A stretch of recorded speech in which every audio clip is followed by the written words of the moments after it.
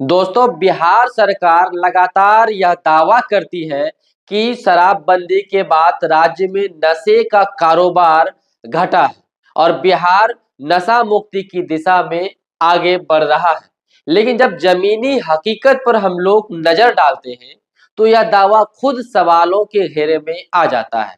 खास तौर पर पूर्णिया जिले में, जहां 100 से भी ज्यादा नशा मुक्ति केंद्र संचालित होने की जानकारी सामने आती है।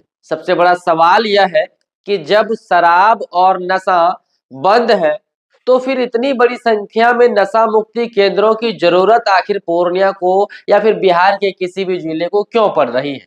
क्या नशा वास्तव में घटा है या फिर उसका स्वरूप बदलकर वह छुपे हुए नेटवर्क के जरिए फल फूल रहा है? जानकारी के अनुसार जिले के लगभग सभी नशा मुक्ति केंद्रों में 20 से 50 बेड लगे हुए हैं और एक मरीज से औसतन हर महीना 8,000 रुपया उससे या फिर उससे अधिक की राशि वसूली जाती है इलाज के नाम पर। अगर बेहद सतर्क अनुमान भी लगाया जाए कि हर केंद्र में केवल 10 मरीज ही भर्ती हो, तो भी हर महीने करोड़ों रुपए के कारोबार की तस्वीरें सामने आती हैं। अब सवाल यह है कि इस पैसे का लेखा जोखा किसके पास है? क्या स्वास्थ्य विभाग के पास मरीजों की संख्या, वसूली गई राशि और इलाज से जुड़ा पूरा रिकॉर्ड मौजूद है, या फिर स्थानीय प्रशासन के पास इसका कोई ऑडिट रिपोर्ट है? अगर नहीं, तो यह पूरा सिस्टम एक बड़े अपारदर्शी और संदिग्ध कारोबार की ओर इशारा करता है। सबसे गंभीर सवाल यह है कि इन नशा मुक्ति केंद्रों को आखिर कौन और किस प्रक्रिया के तहत रजिस्टर कर रहा है?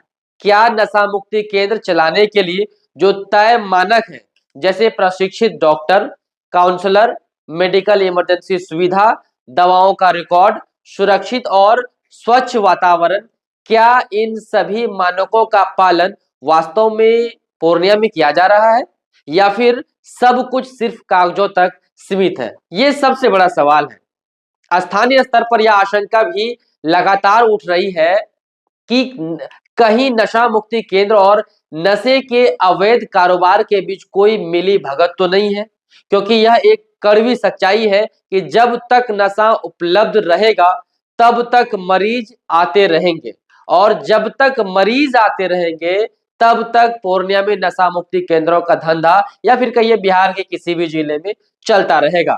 यानी नशा खत्म करने से ज्यादा जरूरी हो गया है कि नशे को नियंत्रित मात्रा में जिंदा रखना। इसी बीच पूर्णिया में शराब तस्करी का सवाल भी उतना ही गंभीर है। शराबबंदी के बावजूद बॉर्डर पार कर शराब जिले में कैसे पहुंच रही है? कौन सा नेटवर्क इसे ग्रामीण इलाकों और शहरों तक पहुंचा रहा है? क्या प्रशासन की पकड़ सिर्फ छोटे छोटे तस्करों तक सीमित है और बड़े खिलाड़ी आज भी सिस्टम की कमजोरी का खुलकर फायदा उठा रहे हैं? अगर तस्करी जारी है, तो फिर शराबबंदी की प्रभावशीलता पर भी सवाल उठना कहीं ना कहीं दोस्तों लाजमी है। यह पूरा मामला केवल नशा मुक्ति केंद्रों का नहीं है, बल्कि सरकार और प्रशासन की नीति, नियत और निगरानी का है। अगर सच में नशा मुक्त बिहार बनाना चाहते हैं, तो नशा मुक्ति केंद्रों की संख्या में इस तरह की बेतहाशा बढ़ोतरी आखिर क्यों? उनके रजिस्ट्रेशन और संचालन पर सख्त निगरानी क्यों नहीं? और अवैध शराब व नशे के नेटवर्क पर निर्णायक कार्रवाई क्यों नहीं की जा रही है? जब तक इन सभी सवालों पर ईमानदारी से जवाब नहीं दिया जाता और जमीनी स्तर पर ठोस कार्रवाई नहीं होती, तब तक पूर्णिया में नशा मुक्ति केंद्र सिर्फ इलाज का माध्यम नहीं, बल्कि संदेह के केंद्र बने रहेंगे और नशा मुक्त बिहार का दावा एक नारे से आगे नहीं बढ़ पाएगा।